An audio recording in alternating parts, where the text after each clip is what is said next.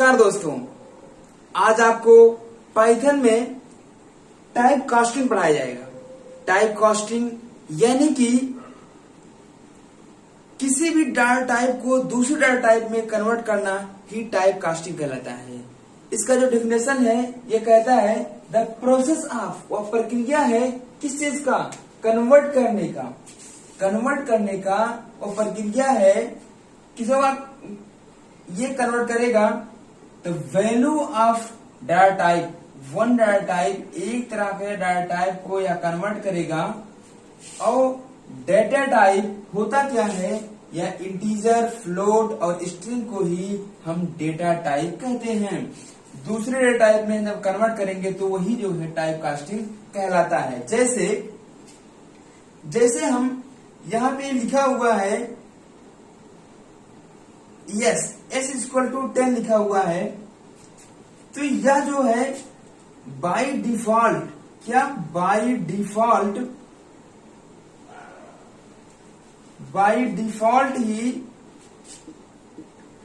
Default जो PVM है, Python virtual machine है, इसे इंटीजर में कन्वर्ट कर देती है।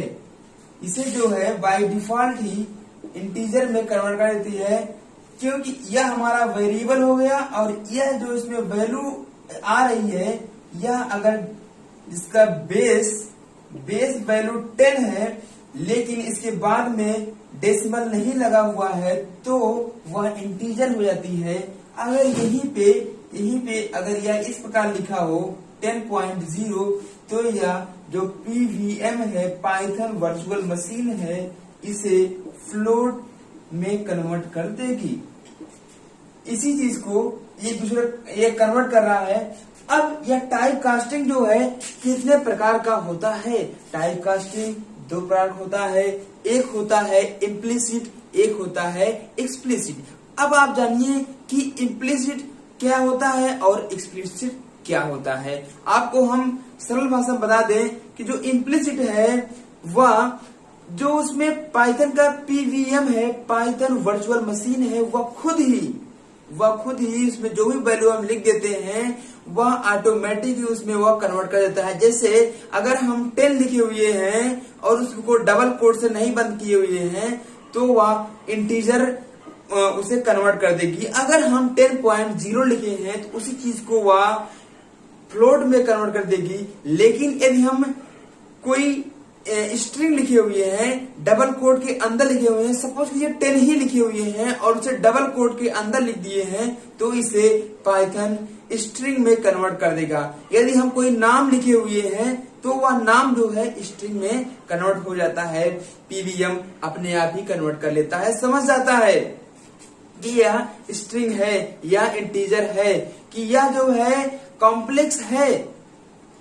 अब हम आपको बताते हैं कि एक्सप्लिसिट क्या होता है। एक्सप्लिसिट जो होता है, कुछ फंक्शन होते हैं, उन फंक्शनों के माध्यम से हम एक डेटा टाइप को दूसरे डेटा टाइप में कन्वर्ट करते हैं। पहले हम इम्प्लिसिट का डेफिनेशन देखते हैं, उसके एग्जांपल देखते हैं, फिर आते हैं हम एक्सप्लिसिट पे। आइए देखते हैं। तो यहाँ पे इम्प्लिसिट बताते हैं। इम्प्लिसिट में जो पाइथन है, पाइथन कन्वर्ट करता है one data type two another data type automatically, अपने आप ही जो है जो पीवीएम है, पीवीएम पाइथन वर्चुअल जो मशीन है, पाइथन वर्चुअल मशीन है, यह जो है यहाँ पे ये वैल्यू ए है, जो वेरिएबल है ये है, यहाँ पे 1 2 3 है, कुछ वैल्यू पास कराई गई है।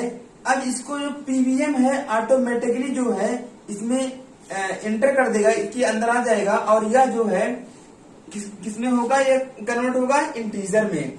उसी प्रकार से यहाँ पे जो पॉइंट लगा हुआ है, ये पॉइंट लगा हुआ है, इस पॉइंट के कारण जो है यह फ्लोट में हो गया। तो और यहाँ पे ये डबल कोट के अंदर कुछ भी लिखा होता है तो वह स्ट्रिंग में कन्वर्ट अपने आप हो जाता है। अगर कुछ इस तरह का इक्वेशन लिखा हुआ है तो वह कॉम्प्लेक्स रहता है। और आप एक बात ध्यान रखें कि जो कॉम्प्लेक्स है वह केवल पाइथन में ही है। तो यहाँ पे आपने इसे देखा अब आपको बताते हैं हम कि एक्सप्लिसिट क्या होता है और उसका डेफिनेशन। हम बात करते हैं अब एक्सप्लिसिट की। एक्सप्लिसिट में अंडर दिस टाइप कास्टिंग, इस तरह जो टाइप कास्टिंग होता है उसमें वन डेटा टाइप को दूसरे डेटा टाइप में कन्वर्ट करते हैं, यानी कि कास्टिंग करते हैं, चेंज करते हैं। अब यहाँ पे इसको कैसे हम कास्टिंग करेंगे, कैसे चेंज करेंगे, कैसे कन्वर्ट करेंगे, यहाँ पे एक सिंटैक्स लिखा हुआ है। सिंटैक्स का मतलब आप ये समझे कि उसका एक रूल एंड रेगुलेशन है, कैसे उसे लिखा जाता है, कैसे होता है वह। यह लिखा है रिक्वायर्ड डेटा टाइप, यानी कि जैसे हमें इंटीजर से, जैसे यहाँ पे सपोज कीजिए एग्जाम्पल लिखते हैं हम कि ये लिखा हुआ है ए इज इक्वल टू, यहाँ पे लिखा गया है 010, यानी कि 101 लिखा गया है। 101 को इसे हमें चेंज करना है, किसमें चेंज करना है, हमें चेंज करना है किसमें, स्ट्रिंग में। हमें स्ट्रिंग में चेंज करना है, तो इसके लिए हम क्या करेंगे, हमारे लिए जो रिक्वायर्ड डेटा टाइप होगा क्या होगा, वो str स्ट्रिंग होगा, और इसमें जो एक्सप्रेशन होगा क्या होगा, 101 ही इसमें एक्सप्रेशन होगा। इस तरह से यहाँ ये फंक्शन लगेगा। तो यहाँ पे हम करेंगे एक और वेरिएबल लेते हैं, जिसमें हम असाइन कर देंगे, यहाँ लेते हैं b और लिखते हैं str फंक्शन। अब हमारा जो ये 101 है इसमें असाइन हो गया है, तो हम चाहे यहाँ पे 101 लिखें और चाहे a लिख दें, तो दोनों का मतलब एक ही होता है। अब इसे हम प्रिंट कर देंगे, अब इसे हम यहाँ पे b प्रिंट कर देंगे। जो इसका आउटपुट आएगा वह आएगा 101, लेकिन यह जो है यह यहाँ पे यह स्ट्रिंग है, क्या है, यहाँ पे यह स्ट्रिंग है। लेकिन यदि यहीं पे हम लिखते हैं प्रिंट a, तो यह जो आएगा 101, यह आएगा इंटीजर।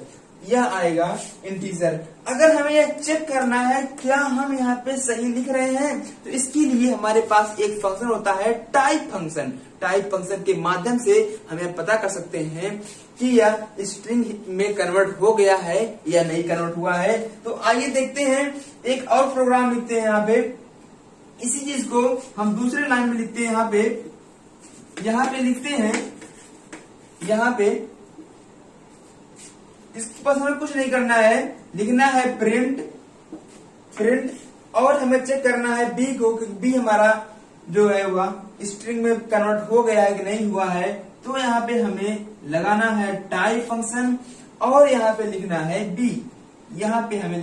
b, और इसका आउटपुट आएगा यहाँ पे, इसका जो आउटपुट आएगा यहाँ पे वह आएगा, अगर स्ट्रिंग आया, जो क्लास हमारा आएगा वह स्ट्रिंग आया, तो समझो कि यह सही कन्वर्ट हो चुका है। और यहाँ पे इसके लिए दूसरा हम लगाएंगे यहाँ पे कि यह जो है स्ट्रिंग में है, क्या यह इंटीजर में है, यह वैल्यू इंटीजर है। तो इसके लिए हम यहाँ पे a लिख देंगे, तो इससे हमें चल जाएगा पता कि जो है यह इंटीजर यहाँ पे ऐसे int ऐसे लिख के क्लास आना चाहिए। अगर ऐसे आता है तो जो है हमारा यह पहला वाला जो हमारा है वह इंटीजर हो जाएगा, और जो दूसरा वाला हमारा है वह स्ट्रिंग हो जाएगा। तो इसके बाद इसी प्रकार से हम यहाँ पे कन्वर्ट कर सकते हैं किस चीज को, यहाँ पे हम इंटीजर फंक्शन, इंटीजर को स्ट्रिंग में, स्ट्रिंग को इंटीजर में, इसी तरह से स्ट्रिंग को, फिर यहाँ पे एक होता है फ्लोट को भी हम इस तरह से कन्वर्ट कर सकते हैं। लेकिन यहाँ पे हम एक नोट लिखवाना चाहेंगे, नोट याद रखेंगे कि नोट यह लिखा है कि इफ वी वांट, यदि हम चाहते हैं कि स्ट्रिंग को इंटीजर में कन्वर्ट करना, किसको, स्ट्रिंग को इंटीजर में कन्वर्ट करना, तो एक चीज कंपलसरी है एक चीज कंपलसरी है, जरूरी है, इट शुड बी, जो स्ट्रिंग है वह इंटीग्रल वैल्यू होनी चाहिए, यानी कि इंटीजर वैल्यू होनी चाहिए, जिसकी जो बेस वैल्यू है वह 10 होनी चाहिए। 10 बेस वैल्यू का मतलब यह हुआ कि वह जो है 10 हो या 0 हो, मतलब ये जो है ये 10 बेस वैल्यू का मतलब यह हुआ कि 0 1 2 3 4 5 6 7 8 9 इसी के बीच में होना चाहिए। इसी से मिलकर संख्या जो बनी होगी वही जो है स्ट्रिंग से और वह इंटीजर में कन्वर्ट होगा। यही रूल जो है, यही नियम जो है वह इंटीजर, यही रूल जो है इंटीजर और फ्लोट दोनों के साथ लागू होगा। आज के लिए बस इतना ही, मिलते हैं नेक्स्ट वीडियो में, तब तक के लिए बहुत बहुत धन्यवाद।